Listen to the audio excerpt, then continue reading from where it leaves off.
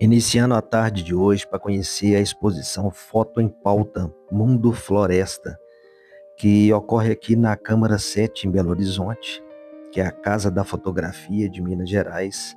Está localizada aqui bem central na Avenida Afonso Pena, número 1537. E essa exposição ela tem entrada gratuita e poderá ser conferida do dia 17 de abril até o dia 29 de agosto. Essa mostra ela foi inspirada no livro Floresta é o Nome do Mundo, de Ursula Kreber-Le Guin, que é um livro de 1972 e que explora aí temas como devastação ambiental, a colonização e a relação entre a natureza e os seres humanos, convidando então o público a uma reflexão sobre a necessidade de mudança nessa conexão com a natureza e destacando também esse equilíbrio rompido pela ação humana. Com curadoria de João Castilho, Pedro David e Gabriela Sá, serão vistas aqui 100 obras de 10 artistas e essa exposição ela faz parte da itinerância do Festival de Fotografia de Tiradentes 2026 e discute essa relação do ser humano com a natureza. E neste ano a Câmara 7 é o primeiro espaço a receber essa itinerância da mostra.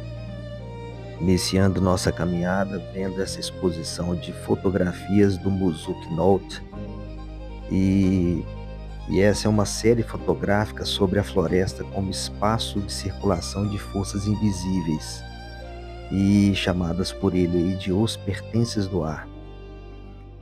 Nós temos em seguida o trabalho do fotógrafo Cássio Vasconcelos, que é um trabalho que ele chama de Viagem Pitoresca pelo Brasil, onde ele apresenta uma releitura crítica e poética da tradição das viagens científicas e artísticas que contribuíram para a formação do imaginário visual do Brasil no século XIX.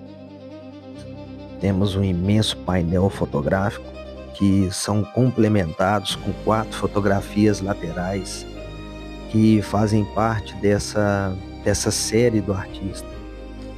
O livro que foi utilizado como referência desses trabalhos, eles narram aí essa colonização de um planeta inteiramente coberto por florestas e habitado por um povo que estaria ali em profunda sintonia com a natureza. E todo esse equilíbrio é rompido pela chegada de humanos em busca aí de madeira já extinta na Terra. A exposição ela propõe então essa tradução intersemiótica do livro e também indo da literatura em direção à fotografia. Vamos conhecer agora o terceiro fotógrafo que apresenta nessa exposição, que é o Lalo de Almeida, e seus trabalhos que compõem uma série que faz um retrato contundente da Amazônia como território em colapso. E essa série é chamada de Distopia Amazônica. Nós vamos ver imagens aí onde a paisagem se esquiva da promessa de exuberância e vai dando lugar à evidência desse projeto de devastação. Há décadas aí o fotógrafo ele atua no campo da fotografia documental e esse trabalho aí de longa duração e também no fotojornalismo. Ele vem acompanhando de perto esses acontecimentos na Amazônia. Sendo percebido aí que essa série vai destacando pelo uso dramático da luz, com a presença aí recorrente de fumaça, fuligem e atmosfera densa, e que vão conferindo às fotografias esse caráter espectral, principalmente aí pelo uso do preto e branco. À medida que nós vamos caminhando na exposição, nós vamos perceber que esses trabalhos reunidos, eles reverberam aí essas questões colocadas pela narrativa ficcional, como, por exemplo, a importância dos sonhos na organização social, a densidade das matas, devastação ambiental principalmente, e a estreita relação aí entre corpos vegetais e animais. Esse material heterogêneo entre si, ele vai trazendo para a gente imagens em sobreposição, alto contraste, composições aí que registram os povos originários e a sua relação com os recursos naturais, criando assim um diálogo com a obra de Le Guin. Vamos ver agora o trabalho dessa fotógrafa Florence Goupil, chamado aí de As Plantas que Curam, e que é uma série documental sobre a etnobotânica indígena e que busca compreender a diversidade da flora utilizada e protegida, que está ali há séculos, protegida aí pelo povo Shipibo-Conibo, da floresta amazônica peruana. E nesse caminho a fotógrafa ela interessa-se pela essa articulação entre plantas medicinais, saberes tradicionais e práticas de cuidado ali, utilizando a imagem, pesquisa e a escuta. E esse trabalho ele foi desenvolvido após encontros com comunidades que preservam o conhecimento ancestral sobre o uso terapêutico de plantas.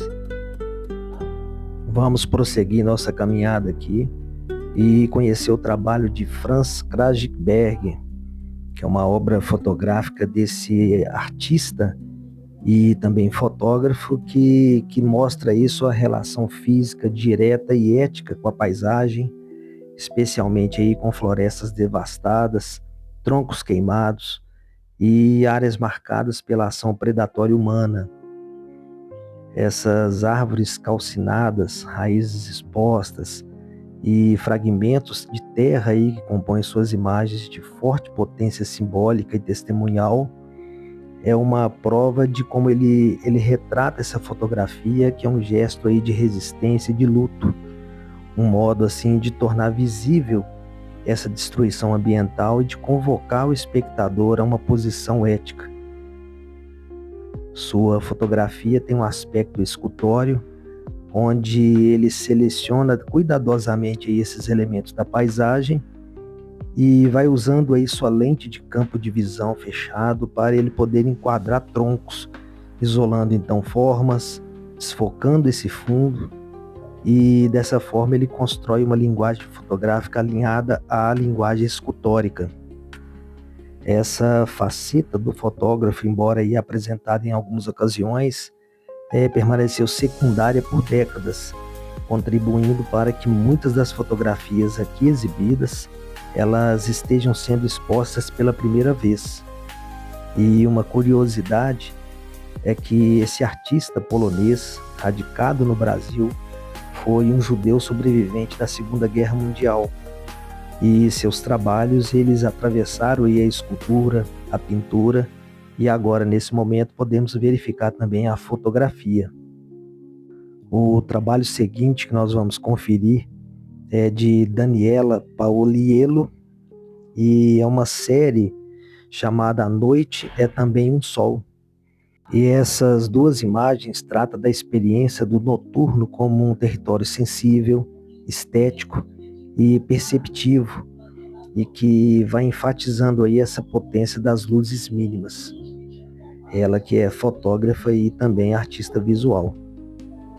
Estamos conferindo agora o grande trabalho de Cláudia Andujar, é uma série chamada Sonhos Yanomami, onde ela investiga esse universo onífero e espiritual do povo Yanomami e que de certa forma aproximou a fotógrafa de experiências visionárias e rituais xamânicos. Essas imagens elas criam essa equivalência visual fora estados alterados de percepção e no quais os corpos, luzes e cores elas flutuam ou se dissolvem no espaço. Esse trabalho foi concebido no ateliê da artista e foi baseado aí na sobreposição de fotografias de seu acervo, realizadas ali no ano de 1971, entre positivos e negativos em preto e branco. Vamos iniciar agora essa sequência que é uma série chamada A Ilha que o Tempo Esqueceu, de Laboyang e Igor Furtado. E essa série ela explora essa relação entre corpos, paisagem e natureza, e que é inspirada na história das Ilhas Caimã, que estão localizadas ali no Caribe. E por ser uma comunidade marítima remota, seus habitantes eles são diretamente dependentes aí da natureza para suprir suas necessidades essenciais.